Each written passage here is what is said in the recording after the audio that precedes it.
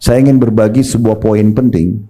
Kalau Allah masih berikan kepada Bapak Ibu kesempatan untuk ibadah, walaupun hanya berzikir satu subhanallah, walaupun hanya sedekah dengan 1.000 rupiah, walaupun hanya dengan sujud sekali, walaupun dengan senyum kepada seorang muslim, berbagi makanan, menjenguk orang sakit, bakti sama orang tua, sesaat saja, jangan disia-siakan. Karena itu sudah cukup untuk menambah timbangan amal kita hari kiamat. Pernah di masa Nabi Muhammad SAW, Bu dan Bapak sekalian, ada 2 orang bersahabat dekat dan umurnya hampir sama. Mungkin di sini juga cukup banyak mungkin yang bersahabat. Ya, dia 2 orang ini bersahabat dekat, tapi subhanallah yang satu meninggal mati syahid di medan perang. Kemudian sepekan setelah itu meninggal temannya yang sahabatnya ini, tapi bukan mati syahid, bukan di medan perang, mati di atas ranjang, mati biasa, ajalnya datang. Waktu Nabi Muhammad SAW mensolati jenazah yang kedua, yang bukan mati syahid, Nabi SAW bertanya kepada orang-orang yang ikut sholat di situ, kira-kira menurut kalian bagaimana kedudukannya orang ini? Maka orang-orang yang hadir di situ mengatakan, semoga saja dia bisa mencapai dan meraih derajat temannya yang mati syahid pekan lalu. Karena di mata para sahabat orang yang mati syahid lebih tinggi derajatnya. Maka kata Nabi SAW, demi zat yang jiwaku dalam genggamnya, maksudnya demi Allah, sesungguhnya orang yang baru kita sholatin ini lebih tinggi derajatnya dari temannya yang meninggal pekan lalu mati syahid, jaraknya antara langit sama bumi. Karena dia sempat beribadah seminggu yang temannya mati syahid tidak sempat lakukan. Apa maksudnya? Setiap ada kesempatan beribadah jangan disia-siakan. Apalagi bulan Ramadan, ini luar biasa. Nabi SAW kalau setiap tiba Ramadan menjelaskan kepada para sahabat, qad atakum syahrul Ramadan syahrun mubarak. Telah datang kepada kalian bulan Ramadan, bulan yang penuh dengan keberkahan. Semuanya berkah. Waktu terasa berkah panjang, makanan terasa cukup, minuman terasa cukup, keimanan terasa maksimal. Ya. Jadi kita mau mengerjakan perintah, kita mau meninggalkan larangan, keberkahan luar biasa. Iftaradallahu alaikum siyamah. Allah telah perintahkan kalian untuk berpuasa di situ. Semua yang sudah balik muslim dari suku manapun di muka bumi wajib untuk puasa. Dia cuma bisa meninggalkan kalau punya uzur syar'i saja. Seperti wanita haid, orang musafir, orang yang sakit tapi diganti di hari lain. Kecuali juga orang yang pikun, yang sudah tidak bisa lagi puasa, atau orang yang punya penyakit kronis tidak mungkin puasa, ini diganti dengan fidyah. Tetapi ini adalah kewajiban. Lalu kata Nabi SAW, fihi tuftahu abwabul jannah. Di dalam bulan Ramadan itu dibuka semua pintu surga. Ini iklan resmi Bapak Ibu sekalian dari Allah SWT setiap tahunnya, dan saya sebagai penyambung lidah tanda kutip sini, sebagai seorang dai menyampaikan kepada Bapak Ibu sekalian. Iklan resmi dari 1 Ramadan kemarin sampai akhir Ramadan nanti, Allah Subhanahu wa taala menyampaikan semua pintu surga dibuka. Maksudnya dibuka pendaftaran masuk ke dalam surga. Ini saatnya sekarang kita daftar. Kalau ada satu perusahaan Bapak Ibu sekalian yang membuka pendaftaran untuk melamar kerja di situ dari tanggal 1 Januari sampai 31 Januari, siapapun yang pergi mengantar surat lamaran di waktu itu, persentase diterimanya menjadi pegawai sangat besar. Karena dia datang di waktu yang sudah dibuka peluang. Beda dengan orang yang datang di bulan Februari, di bulan Maret yang memang tidak masuk dalam iklan penerimaan pegawai. Maka Ramadan seperti itu, lagi dibuka peluang untuk masuk ke dalam surga. Apa yang Bapak Ibu sekarang lihat umat Islam lakukan secara umum, siang hari puasa, mereka coba membaca Al-Quran, mereka berzikir, mereka sedekah, terus mereka menjaga diri dari yang diharamkan oleh agama, takut puasanya batal, ini memang perbuatan ahli surga. Oleh karena itu sekarang 1 bulan kita lagi dilatih, digodok untuk terbiasa menjadi ahli surga ini. Kemudian kata Nabi SAW, wa fihi tuglaku abwabul jahim. Dan di bulan Ramadan ditutup semua pintu neraka. Ya. Dalam riwayat lain, la yuftah bab, tidak ada dibuka satu pintu pun. Bisa bermakna Bapak Ibu sekalian, di dalam dikuatkan kalau dihubungkan dengan hadis yang lain, sesungguhnya Allah Azza wa Jal, Allah yang Maha Mulia dan Maha Tinggi, memiliki hamba-hamba yang dihapus nama mereka dari api neraka. Dan itu di bulan Ramadan, dan itu terjadi di setiap malam dari malam-malam Ramadan. Maksudnya dihapus Bapak Ibu sekalian, kita ini sekarang punya tempat di surga, punya tempat di neraka. Kita punya tempat di dua-duanya. Kalau seseorang meninggal dalam kondisi beriman, dia akan masuk di tempatnya yang di surga. Tempat nerakanya nggak dipakai. Kalau dia meninggal dalam keadaan fasik, banyak dosanya, di timbangan amal dosanya lebih berat daripada amal solehnya, maka dia akan dimasukkan ke nerakanya dulu, sampai dosanya bersih baru masuk ke surganya. Kalau dia orang kafir, orang fasik, dia akan masuk sampai meninggal begitu, dia akan masuk ke neraka dan tidak akan pakai tempatnya di surga. Jadi di Ramadan ini dibuka iklan resmi, siapa yang mau dihapus namanya dari api neraka, nggak ada lagi tempatnya di neraka, ini saatnya. Kalau Bapak Ibu mengerti, itu sangat bagus. Tapi kalau tidak, saya jelaskan sekarang. Setiap malam Bu dan Bapak sekalian, di sholat witir di Masjid Haram Mekah dan Masjid Nabawi Madinah, termasuk Masjid Aqsa di Palestina, mereka di sholat witir itu di kunutnya umumnya pasti baca Allahumma a'tiq riqabana wa riqaba abaina wa ummahatina minan nar. Ya Allah, selamatkanlah, hapuslah diri kami, ya, ayah kami dan ibu kami dari api neraka. Jadi bulan Ramadan terjadi, nggak terjadi di bulan-bulan lain. Ya, di bulan lain mungkin bisa saja orang diselamatkan dari api neraka, tapi kalau Ramadan setiap malam dibuka bagi yang mau dengan cara memohon kepada Allah Subhanahu wa taala.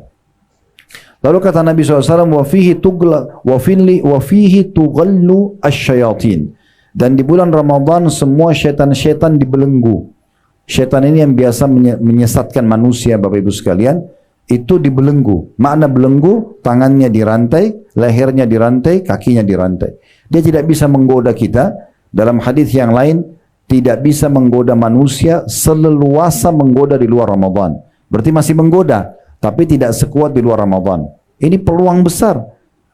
Ya, sosok syaitan yang suka menyesatkan kita agar kita terjerumus dalam dosa, itu sudah dibelenggu, sehingga dia sangat lemah dalam godaannya. Berarti kita sangat baik dan tepat untuk memperbaiki diri dan membenahi diri.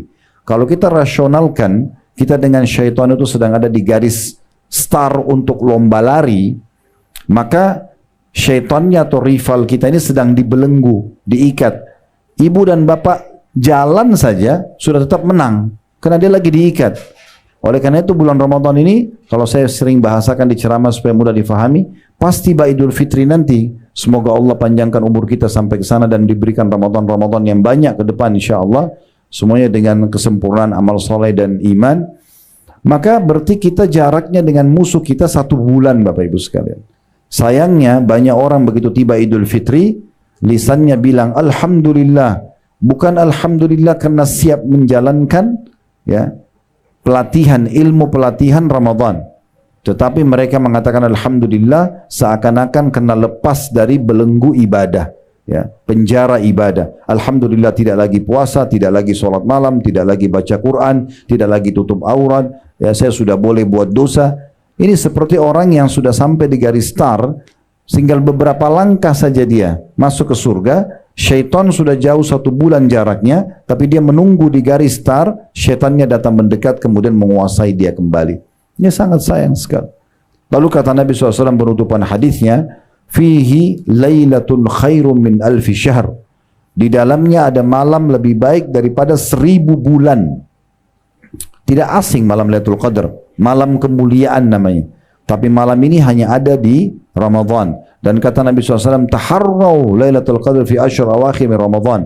Kejar Lailatul Qadar itu di malam-malam ganjil di 10 terakhir Ramadan. Malam 21, malam 23, 25, 27, 29. Tapi teman-teman sekalian, saudaraku seiman, yang Allah nanti kasih taufiknya, Allah kasih kemudahan dia untuk bisa mengamalkan dan mendapatkan Lailatul Qadar, itu orang yang dari sekarang di awal-awal Ramadan sudah merindukan, sudah berusaha. Bukan orang yang nanti aja deh malam 27 saya anggap itu Lailatul Qadar baru saya ibadah. Ya, mungkin Allah tidak akan berikan kepada dia, tapi Allah berikan kepada orang yang betul-betul berusaha dan niat ingin mendapatkan itu. Karena ini tidak main-main. Hanya mulai dari maghrib sampai azan subuh, ibadah apapun yang Bapak Ibu lakukan, kalau pas Lailatul Qadar, maka dilipat gandakan menjadi 1000 bulan atau 83 tahun plus 4 bulan. Ini nggak main-main. Bapak Ibu bilang subhanallah, pas Lailatul Qadar, pahalanya sama dengan mengucapkan subhanallah 1000 bulan atau 83 tahun plus 4 bulan. Sedekah 1000 rupiah sama dengan sedekah 1000 bulan. Baca Quran, jenguk orang sakit, bakti orang tua, buka puasain orang, sholat dan segala macam hal itu dilipat gandakan 1000 bulan. Ini gak main-main. Oleh karena itu saya sarankan, ini selalu saya sampaikan di pengajian, bagi bapak ibu yang butuh baju lebaran segala macam dari sekarang. Jangan 10 terakhir Ramadan disuruh sibuk di mall dan di pasar. Itu malam-malam i'tikaf, mengikat diri di masjid, ya. Bagaimana kita ibadah mengejar Lailatul Qadar, bukan di jalan, bukan di pasar gitu. Semua dipersiapkan dari sekarang, kalau perlu sebelum Ramadan harusnya, gitu kan. Karena kata Nabi SAW di penutupan hadis tadi, man haruma khairaha faqad harum. Siapa yang terharamkan dari kebaikannya Ramadan, maka dia telah terharamkan dari semua kebaikan. Kalau Ramadan aja kita nggak jadi baik, nggak lebih dekat kepada Allah, lalu kapan dia mau dekat sama Allah? Kapan dia mau baik? Kalau Ramadan dia nggak taubat dan memperbaiki dirinya, lalu kapan dia akan taubat? Toh waktu akan terus berjalan. Oleh karena itu Bapak Ibu sekalian, hati-hati sekali. Jaga baik-baik hari-hari kita, detik-detik kita di Ramadan. Apa yang Bapak Ibu kerjakan ini dengan berpuasa misalnya, itu pahalanya besar sekali, ya. Asal Bapak Ibu ikutin syaratnya, yaitu karena keimanan dan juga mengharapkan pahalanya. Karena kata Nabi SAW, man shama Ramadana imanan wahtisaba, ghufira lahu ma taqaddama min dzambi. Siapa yang berpuasa Ramadan karena keimanan dan mengharapkan pahalanya, maka diampuni dosa-dosanya yang telah lalu. Dan puasa yang Bapak Ibu lakukan ini adalah ibadah yang paling besar pahalanya. Sebagaimana Nabi SAW mengatakan, ya, kullu amal ibnu Adam yudha'af. Semua amal ibadahnya Adam akan dilipat gandakan. Al-hasanatu bi asyri amthaliha. Setiap satu pahala dilipat gandakan 10 kali lipat. Ila sab'amiyah di'fin, sampai 700 kali lipat, tergantung kadar keikhlasan dia.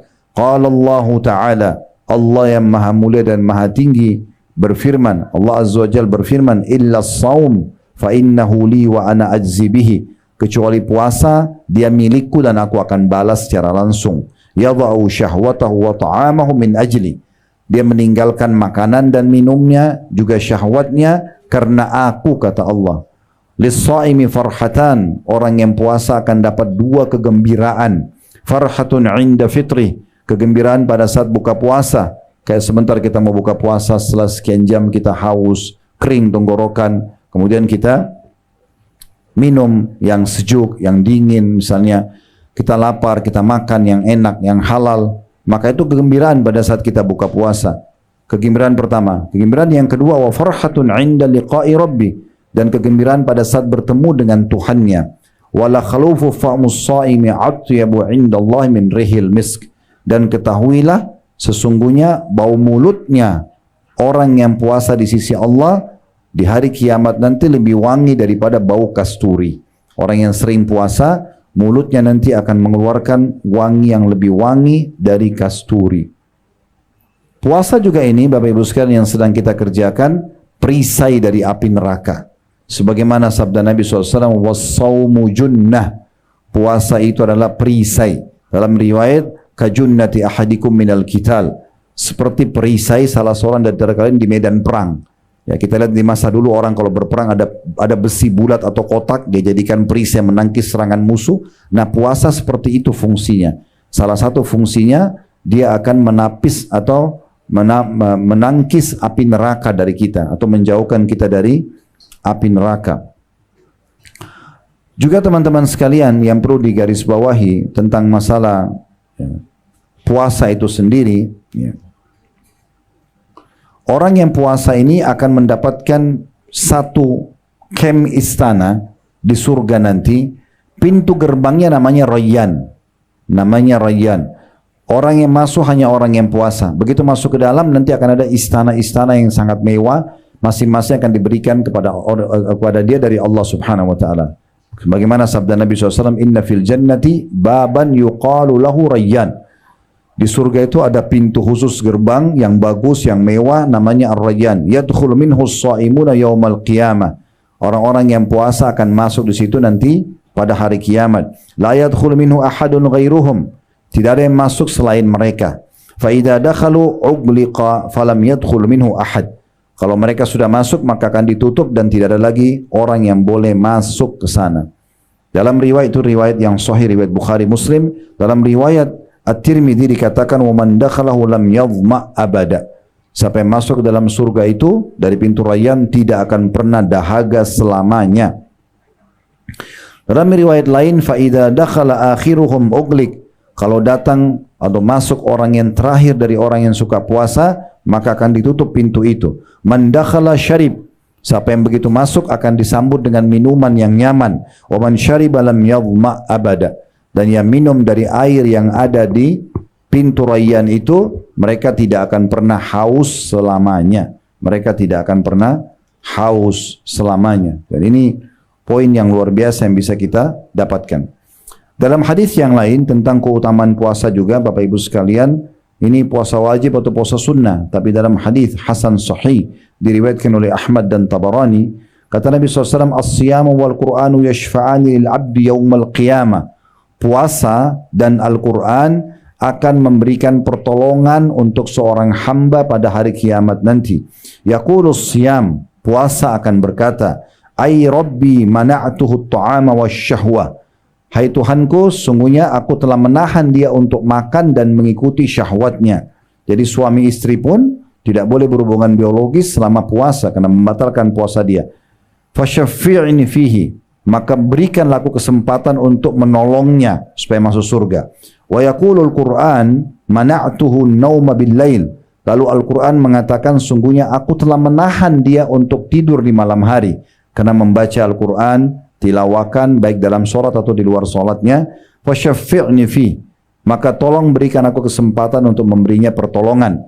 Qala fayushaffa'an, kata Nabi SAW, maka keduanya diizinkan untuk memberikan syafaat. Di dalam hadis yang lain, Bapak Ibu sekalian, riwayat Imam Ahmad, kata Nabi SAW, man qala la ilaha illallah khutima lahu biha. Siapa yang mengucapkan dengan tulus, ya, la ilaha illallah, maka hidupnya nanti akan ditutup dengan kalimat itu juga. Dakhalal jannah, dia pun akan masuk ke dalam surga. Wa man shama yawman ibtigha'a wajhillah, dan siapa yang berpuasa satu hari saja, wajib atau sunnah, Ramadan kita full 1 bulan. Siapa yang puasa 1 hari saja karena Allah, ikhlas karena Allah, khutima lahu biha, Allah akan tutup hidupnya nanti dengan pahala puasa itu. Dakhalal jannah, dia akan masuk ke dalam surga. Wa man tasaddaqa bi sadaqatin ibtigha'a wajhillah khutima lahu biha dakhalal jannah. Dan siapa yang bersedekah dengan satu sedekah, ya, karena Allah, maka akan ditutup hidupnya dengan itu dan dia akan masuk ke dalam surga. Kemudian dalam lafaz lain riwayat Al-Asbahani, lafaznya ya Hudzaifah. Kata Nabi SAW kepada sahabatnya bernama Hudzaifah, wahai Hudzaifah, man khutima lahu bisiyamin yaumin, siapa yang sempat ditutup hidupnya nanti meninggal dengan puasa 1 hari saja, yuridu bihi wajh Allah azza wa jal, dia mengharapkan wajah Allah yang maha tinggi dan maha mulia, adkhalahul jannah, dia pasti akan masuk ke dalam surga. Puasa ini kata Nabi SAW juga kepada seorang sahabat, ya, Abu Umamah berkata kepada seorang tabi'in, Abu Umamah berkata, qultu ya Rasulullah, saya berkata wahai utusan Allah, murni bi'amal, perintahkan aku agar mengerjakan satu amal yang aku bisa banyak panen pahala, bisa bersin dosa-dosa. Qala alaika bis-saum, kata Nabi SAW, puasa, ya. Fa innahu la idla lahu, karena tidak ada saingannya. Tidak ada saingannya. Bapak Ibu puasa ini sekarang ikhlaskan karena Allah. Kalau Bapak Ibu puasa ikhlas karena Allah 1 harinya saja, perhatikan dalam hadis sahih yang diriwayatkan oleh Tabarani, kata Nabi SAW, man shama yawman fi sabilillah, siapa yang berpuasa 1 hari saja di jalan Allah, maksudnya karena Allah dia mengerjakannya, bu'idat minhun naru masirata mi'ata amin, akan dijauhkan api neraka darinya sejarak 100 tahun. 100 tahun ini keutamaan yang luar biasa yang bisa didapatkan juga dari orang yang sedang berpuasa. Begitu juga teman-teman sekalian, ya, dalam hadis yang lain Hadis riwayat At-Tabarani dan ini hadis hasan li ghairihi. Kata Nabi SAW, man sama yauman fi sabilillah, siapa yang berpuasa satu hari saja di jalan Allah, ja'alallahu baina wa bainan nari khandaqan kama bainas sama'i wal ard. Allah akan jadikan antara dia sama neraka sebuah parit atau lembah yang besar antara dia sama neraka seperti jaraknya antara langit dan bumi. Jadi artinya dia akan selamat dari api neraka. Itu luar biasa yang bisa didapatkan. Nah, kita perlu teman-teman sekalian juga menambah selain puasa dengan sholat malam. Ya, tarawih yang kita tahu itu terjemahannya atau artinya santai, Bapak Ibu sekalian. Kenapa dikatakan santai? Karena kita bisa kerjakan sholat malam setelah sholat ba'diyah isya langsung. Selain Ramadan kita kerjakan bukan di waktu itu. Makanya tarawih, qiyam Ramadan, qiyamul lail, tahajud sama. Ini sama. Ya, jadi ibu dan bapak kalau kerjakan tarawih berarti sama sudah tahajud. Cuma bedanya di Ramadan Allah ingin kita lebih mudah mengerjakannya. Makanya dianjurkan dikerjakan setelah sholat ba'diyah isya. Sekarang saya berapa hari ini berjalan, kita selesai 8:30 maksimal sudah selesai setelah isya. Ya. Ada mungkin yang paling lambat mungkin sampai jam 9 malam, tapi sudah dapat pahalanya sholat malam, ya. Dan kata Nabi SAW, man qama ramadana imanan wahtisaba ghufira lahu ma taqaddama min dhanbi. Siapa yang mendirikan malam Ramadan, ya, karena mengharapkan pahala dan juga karena keimanan dan mengharapkan pahalanya, maka akan dibersihkan dosa-dosanya yang lalu. Bapak Ibu yang berhalangan tidak bisa ke masjid, boleh sholat di rumah. Yang penting jangan sia-siakan. Ya, ini kesempatan emas, karena selain Ramadan kita kerjakan tahajudnya di akhir malam. Ya, kita istirahat dulu, mungkin 2-3 jam sebelum subuh. Ya, walaupun sebenarnya sekarang kita lagi di training sama Allah. Umumnya saya tanya jemaah saya, Bapak Ibu kalau bangun sahur berapa lama sebelum subuh? Jawabannya 1 jam. Ya, sebelum subuh, 45 menit sebelum subuh. Nah, kita dilatih dalam 1 bulan terbiasa supaya kita sahur. Dan kata Nabi SAW, tasahharu fa inna fis sahuri barakah. Makan sahur kalian, karena pada sahur itu ada keberkahan. Sebenarnya sadar tidak sadar Bapak Ibu sekalian, kita sedang ya dibiasakan bangun di waktu tahajud. Itu waktu tahajud tuh. Sahur itu waktu tahajud. Itu waktu mustajab doa. Nah, kita dilatih di Ramadan. Cuman Allah mudahkan buat kita nggak disuruh tahajudnya di situ. Kita dimajukan di Ramadan di awal malam. Nah, itulah tarawih. Dan kalau bisa sholat berjamaah di masjid itu sangat bagus, ya. Ibu-ibu juga sama, karena kata Nabi SAW, siapa yang sholat malam Ramadan itu, maksudnya tarawihnya bersama imam sampai imamnya bubar, maka dicatat baginya dia telah mendirikan sholat semalam suntuk. Seperti Bapak Ibu tidak tidur sama sekali, salam, sholat lagi, begitu terus. Itu kan berat, tapi bisa kita dapatkan dengan cara sholat berjamaah bersama imam, ya. Bersama imam sampai imamnya selesai atau bubar. Baik, kita perlu ingatkan Bapak Ibu sekalian, mungkin sekaligus kita tutup mungkin materi kita dengan ini, yaitu pentingnya kita perhatikan hal-hal yang bisa membatalkan puasa atau minimal mengurangi pahalanya, ya, minimal mengurangi pahalanya. Kalau yang membatalkan itu, ya, kalau suami istri hubungan biologis di siang hari Ramadan. Dan ini perlu diketahui, ya, kalau ada yang melakukannya maka puasanya batal, dia wajib taubat nasuha, plus dia harus kena kafarah, denda. Dia kena denda. Dendanya apa? Kalau dia bisa bebasin budak, tapi di masa kita sekarang tidak ada perbudakan. Kemudian yang kedua, kalau tidak ada budak tadi, maka dia berpuasa 2 bulan berturut-turut. Ini juga kalau masih berat, maka dia memberikan makan 60 orang miskin. Jadi harus faham hukumnya, ya. Kalau malam hari, Allah berfirman dalam surah Al-Baqarah, "Uhilla lakum lailatas siyamir rafathu ila nisaikum hunna libasun lakum wa antum libasul lahun." Pada malam hari kata Allah Ramadan, aku menghalalkan kalian untuk menggauli istri kalian, mereka pakaian kalian dan kalian adalah pakaian buat mereka. Jadi biologis boleh dari mulai maghrib sampai subuh. Setelah itu tidak boleh lagi sampai terbenam matahari selama puasa. Yang kedua, makan dan minum secara sengaja. Ya, Ini mungkin sudah kita tahu. Kalau ada yang lupa tidak sengaja, maka kata Nabi SAW, man akala aw syariba wa huwa sha'im falyutim saumahu fa innama at'amahu Allah wa saqah. Siapa yang makan dan minum sementara dia puasa dan dia lupa, ya, dia bukan sengaja, maka dia lanjutkan puasanya. Karena sesungguhnya Allah yang telah memberikan makan dan minum kepada dia. Kalau dia tidak sengaja, dia lupa, maka boleh lanjutkan puasanya. Kemudian juga ya, yang bisa sampai pada tingkat ya membatalkan puasa ini kalau dirutinkan perbuatan ini ya, yaitu seseorang berdusta. Seseorang berdusta pada saat lagi puasa. Karena kata Nabi SAW, man lam yadha qawla zuri wal amala bihi. Siapa yang tidak meninggalkan dusta dan perbuatan dusta itu sendiri, falaisa lillahi hajatun fi an yadha ta'amahu wa syarabah. Allah tidak butuh untuk menilai lapar dan hausnya. Nah, ini bisa sia-sia puasanya. Kayak judul kita Ramadan yang sia-sia bagi orang yang tidak tahu masalah ini. Hilang pahalanya, batal puasanya misalnya, ya. Jadi kalau dia bohong, maka bisa batal puasanya. Sama tadi hubungan biologis, batalin puasa. Itu kalau suami istri, apalagi kalau berzina. Itu akan jauh lebih besar dosa-dosa yang didapatkan gitu ya. Dalam riwayat lain, man lam yadha qawla zuri wal jahla wal amala bihi. Siapa yang tidak meninggalkan dusta dan juga perbuatan bodoh, pelanggaran-pelanggaran agama, dan juga rutin mengerjakannya dalam riwayat An-Nasai, maka Allah tidak ada hajat untuk menilai lapar dan hausnya.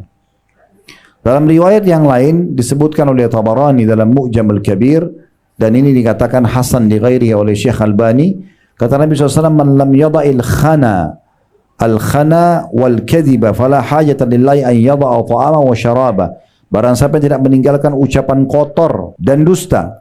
Kalau tadi dusta sudah kita tahu bohong. Ucapan kotor ini seperti mencaci maki, kata-kata kotor keluar dari mulutnya, maka tidak ada hajat bagi Allah menilai lapar dan hausnya. Dia sama saja batal puasanya. Tidak ada yang bisa dia dapat pahalanya gitu ya. Lalu bagaimana kalau seandainya ada yang ajak saya bertengkar, ada yang ajak saya ribut? Sabar Bapak Ibu sekalian. Sabar, jangan dilayani. Bahkan sunnah Nabi SAW kita jawab mengatakan saya sedang puasa. Saya sedang puasa. Dalam sebuah hadis yang hasan diriwayatkan oleh, sebenarnya hadis ini hadis sahih diriwayatkan oleh Imam Bukhari, ya, tapi Syekh Albani menghasankannya. Kata Nabi SAW, ya, qala Allahu azza wa jal, Allah yang maha mulia dan maha tinggi berfirman dalam hadis qudsi, kullu amal ibn Adam lahu illa siyam. Semua amal ibadah anak Adam miliknya atau sudah ditentukan kadar pahalanya kecuali puasa, fa innahu li wa ana ajzi bihi. Itu milikku kata Allah, aku akan balas langsung. Kemudian dikatakan wasiyamu junnah. Puasa itu adalah perisai. Fa idza kana yaumi shaumi ahadikum fala yarfuth. Maka kalau kalian sedang puasa jangan dia rafath. Rafath itu mengucapkan kata-kata sayang, cinta, rindu, ya, diikuti apalagi kalau diikuti dengan syahwat kepada selain pasangan halalnya. Ya, kalau bahasa kita sekarang pacaran tidak boleh. Kecuali suami istri. Kalau suami istri masih boleh sayang-sayangan segala macam, bahkan boleh cumbuan tapi tidak boleh biologis. Biologis sampai batal, ya. Tapi kalau orang-orang yang tidak halal itu jelas tidak boleh. Fala yarfuth wala yaskhab. Jangan dia berkelahi. Ya, jangan dia berkelahi di sini. Fa in sabbahu ahadun aw qatalahu falyakul inni shaim inni shaim. Kalau ada yang ajak dia bertengkar, ribut, maka jangan dia layani kata Nabi. Tinggal dia mengatakan saya sedang puasa, saya sedang puasa. Kemudian Nabi SAW juga mengingatkan kita dalam hadis yang sahih riwayat Ibnu Khuzaimah, laisa siyamu minal akli wasyurb. Sebenarnya puasa itu bukan hanya sekedar meninggalkan makan dan minum. Innamas siyamu minal lagwi warrafath. Tapi puasa yang sebenarnya adalah harusnya seseorang itu menjauhi perbuatan yang sia-sia, ya, dosa dan ucapan yang kotor. Fa in sabbaka ahadun aw jahila alaik faqul inni shaim inni shaim. Kalau ada yang sengaja mencaci maki dirimu atau menjahilimu, mengajakmu bertengkar, mengajakmu ribut, ya, maka cukup jawab aku sedang puasa, aku sedang puasa. Maksudnya aku sedang ikut program puasa, aku tidak mau ikut-ikutan. Berarti ini memang peningkatan skill spiritual yang luar biasa, karena selain kita sibuk dengan ibadah, kita juga dilarang banyak hal yang memang buruk, caci maki, ya, berkelahi dan segala macam. Dalam riwayat Ibnu Khuzaimah, Nabi SAW bersabda, la tasabba wa anta sha'im. Jangan kamu mencaci maki sementara kamu sedang puasa. Fa in sabbaka ahadun faqul inni sha'im. Sebaliknya kalau ada yang mengajak kamu bertengkar atau mencaci makimu, katakan aku sedang puasa. Wa in kunta qa'iman fajlis. Kalau kau sedang duduk, kalau kau sedang berdiri, duduklah, supaya emosimu tidak terlampiaskan kepada orang yang sedang mengajak bertengkar. Kemudian teman-teman sekalian, Nabi SAW mengingatkan dengan sabda beliau yang luar biasa, kalau ada tetap orang bohong, ada tetap orang mencaci maki, ada tetap orang menggibah, mengadu domba, ya, kemudian pacaran tadi, atau melakukan dosa-dosa besar, maka ini Nabi SAW sudah ingatkan dalam hadis yang sahih diriwayatkan oleh Ibnu Majah, rubba sa'imin laisa lahu min siyamihi illa al-ju'. Berapa banyak orang-orang yang dia tidak dapatkan dari puasanya kecuali rasa lapar. Wa rubba qa'imin laisa lahu min qiyami illa as-sahar. Dan berapa banyak orang yang bergadang, orang yang mendirikan malam, ya, tapi tidak dapat kecuali begadangnya saja. Kenapa? Karena diisi dengan dosa-dosa dan pelanggaran. Dalam riwayat lain dengan sanad hasan sahih itu disebutkan, rubba sha'imin hadduhu min siyamihi al-ju'i wal 'atash. Berapa banyak orang yang puasa yang dia dapatkan hanya lapar dan haus saja. Rubba qa'imin hadduhu min qiyamihi as-sahar. Dan berapa banyak orang yang mendirikan malam, solat malam tarawih atau solat tahajudnya, tapi tidak mendapatkan kecuali begadang saja. Kenapa? Karena diisi dengan dosa-dosa di situ. Diisi dengan dosa-dosa, tidak meninggalkan perbuatan dosa. Jadi dia rugi sekali. Termasuk harus diperhatikan Bapak Ibu sekalian, perbanyak pahala kita dengan amal-amal yang lain yang dikhususkan di Ramadan, seperti umroh, ya. Umroh ini dianjurkan dikerjakan sepanjang tahun. Tetapi kalau Bapak Ibu tidak punya kemampuan kecuali umrah satu kali seumur hidup atau satu kali setahun, coba pilih Ramadan. Karena Ramadan ini punya kekhususan sendiri. Kata Nabi SAW, umratu fi Ramadan ta'dilu hujjatan ma'i. Umrah di bulan Ramadan sama pahalanya dengan haji bersamaku. Jadi biayanya biaya umrah, waktu yang dihabiskan waktu umrah sekitar mungkin 4-5 jam. Ramadan mungkin bisa sampai 5-6 jam selesai umrahnya, tapi pahalanya adalah pahala haji plus bersama Nabi SAW. Haji saya sudah besar pahalanya. Kalau bersama Nabi lebih besar lagi pahalanya. Jadi haji itu kita tahu dari tanggal 8 Zulhijjah sampai 13 Zulhijjah, 6 hari. Tapi kita bisa dapatkan hanya dengan melaksanakan ibadah umrah di Ramadan. Dan saya tetap sarankan bagi Bapak Ibu yang Allah berikan rezeki lebih, selalu ya sedekah buat orang tua kita yang sudah meninggal, kakak kita yang sudah meninggal. Dan termasuk sedekah yang juga bagus adalah membadalkan mereka umroh atau haji.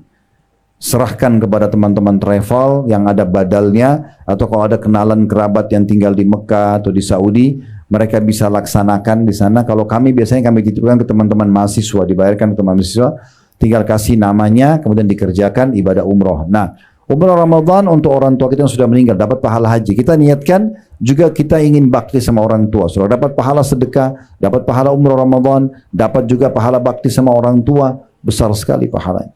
Bahkan kalau perlu, buatkan program haji, ya, tahunan, setiap tahun hajikan orang tua kita yang sudah meninggal. Begitu juga Bapak Ibu sekalian dengan sedekah. Secara umum di Ramadan, sedekah yang Bapak Ibu keluarkan adalah sedekah yang paling afdal.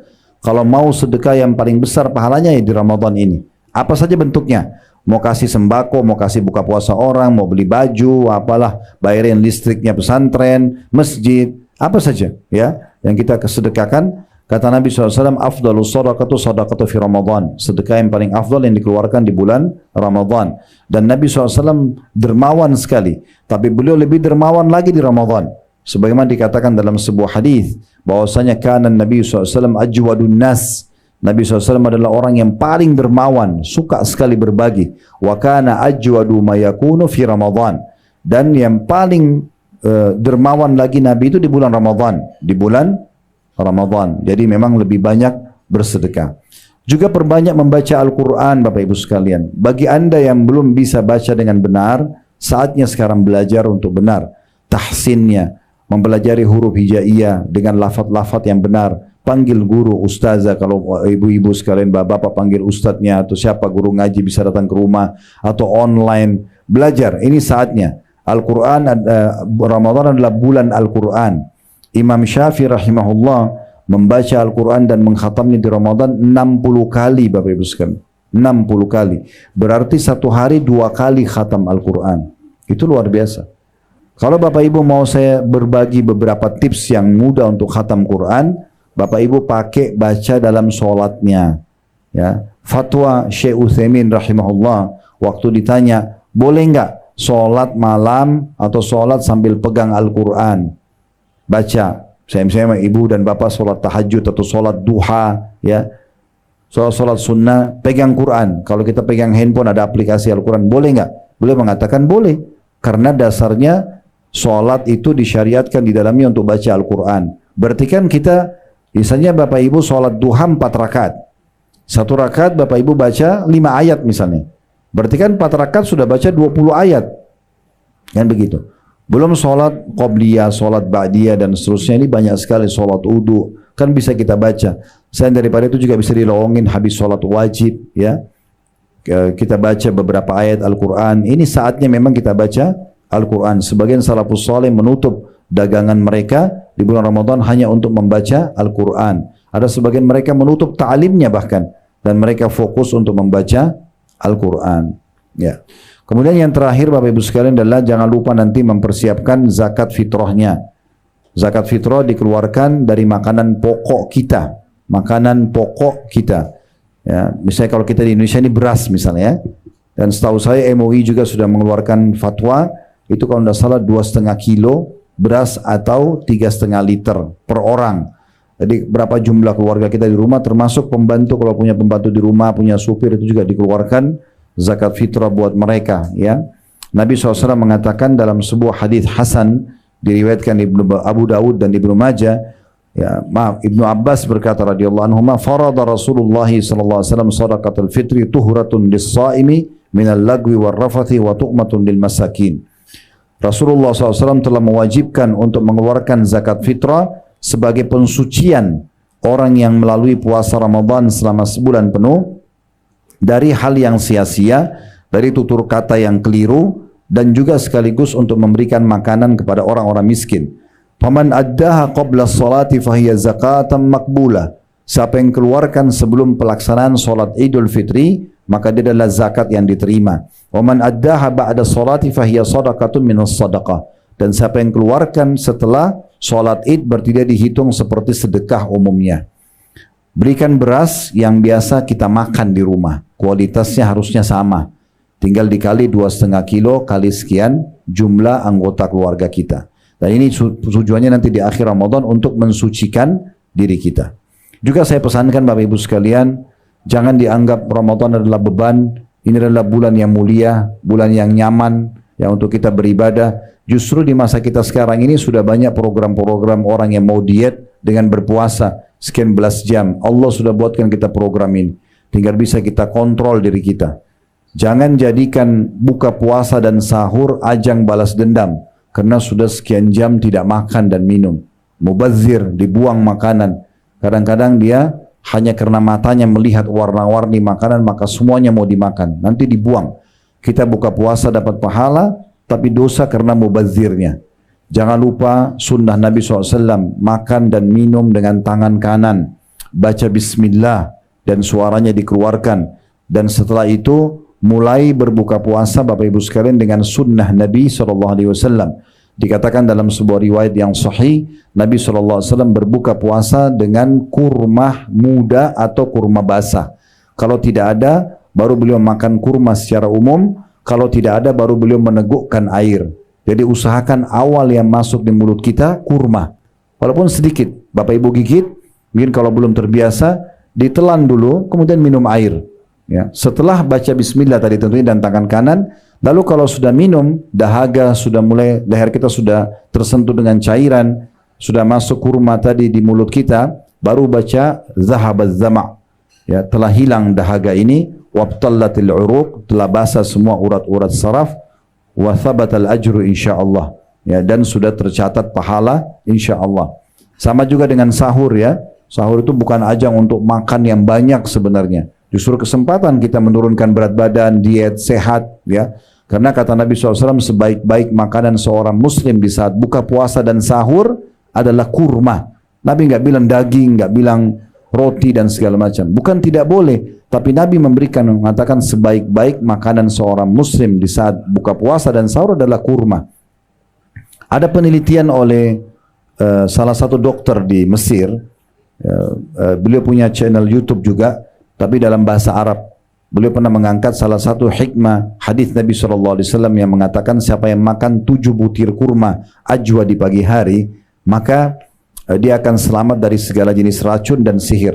Ini selain di bulan Ramadan, ya, kita dianjurkan makan kurma ajwa 7 butir di pagi hari. Kalau lagi puasa, pada saat buka puasa dan pada saat sahur usahakan ada kurmanya, gitu ya. Maka beliau mengatakan ada penelitian diadakan di beberapa universitas termasuk di Oxford dan yang lainnya. Itu kenapa, apa kandungan kurma dan kira-kira seberapa besar kadar energinya di situ.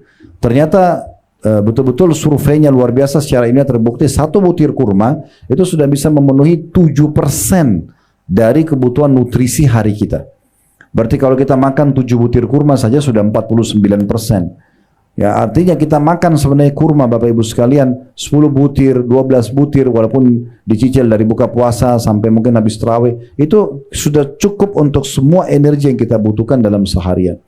Jadi Ramadan adalah bulan yang mulia, jangan disia-siakan dari sisi ibadah, sekaligus juga dari sisi duniawiya kita untuk menjaga kesehatan dan seterusnya. Ini kesempatan baik untuk kita menjaga kesehatan kita, ya, karena biasanya justru kegemukan dan berlebihan dalam berat badan ini malah bermasalah sebagaimana sudah kita ketahui, Allahu a'lam. Baik Bapak Ibu sekalian, mungkin ini bahasan yang bisa kami sampaikan. Semoga insyaAllah bisa diambil manfaat dan ilmu dari apa yang kita bahas, dan Allah terima seluruh amal-amal soleh yang pernah kita kerjakan, yang sedang kita kerjakan, yang akan kita kerjakan sampai menjelang ajal nanti dengan pahala yang sempurna. Dan semoga Allah menjadikan kita orang-orang yang beruntung, yang paling beruntung justru di Ramadan ini, dalam Ramadan yang lalu dan juga akan datang, yang paling banyak meraih pahala, pengampunan dosa dan rahmat Allah Subhanahu wa taala. Dan selalu kita doakan agar negara kita selalu menjadi negara yang aman, tentram, damai, dan Allah karuniai kita pemimpin Indonesia ini sampai menjelang hari kiamat nanti, walaupun kita sudah tidak ada pemimpin yang baik, yang adil, yang amanah, bertanggung jawab, dan juga menjadikan masyarakat selalu masyarakat yang gotong royong dengan pemerintah, menjaga kemerdekaan, persatuan dan kesatuan kita, sehingga kita maju dan makmur dan menjadi contoh bagi negara-negara yang lain. Dan tidak pernah lupa kita doakan saudara kita di Palestina, terutama di Gaza di hari-hari sekarang yang sedang tertindas. Semoga Allah ikhlaskan niat mereka, terima para syuhada mereka, mulakan Islam di tangan mereka dan tangan kita semua, dan semoga Allah ikut sertakan kita bersama mereka di pahala, baik dengan doa, dengan harta, juga dengan jiwa kita. Dan semoga Allah dengan kemahamurahannya menyatukan kita semua di surga firdausnya tanpa hisab, mana disatukan dalam majlis ilmu yang mulia ini. Mungkin begitu saja Bapak Ibu sekalian. Kalau ada benar dari Allah, ada salah dari saya, mohon dimaafkan. Dan mungkin saya tidak bisa ikut berbuka bersama-sama karena masih ada janjian sama orang. Selamat berbuka puasa, semoga diterima pahala puasanya insyaAllah. Subhanakallahumma bihamdika, asyhadu an la ilaha illa anta astaghfiruka wa atubu ilaik. Wassalamualaikum warahmatullahi wabarakatuh.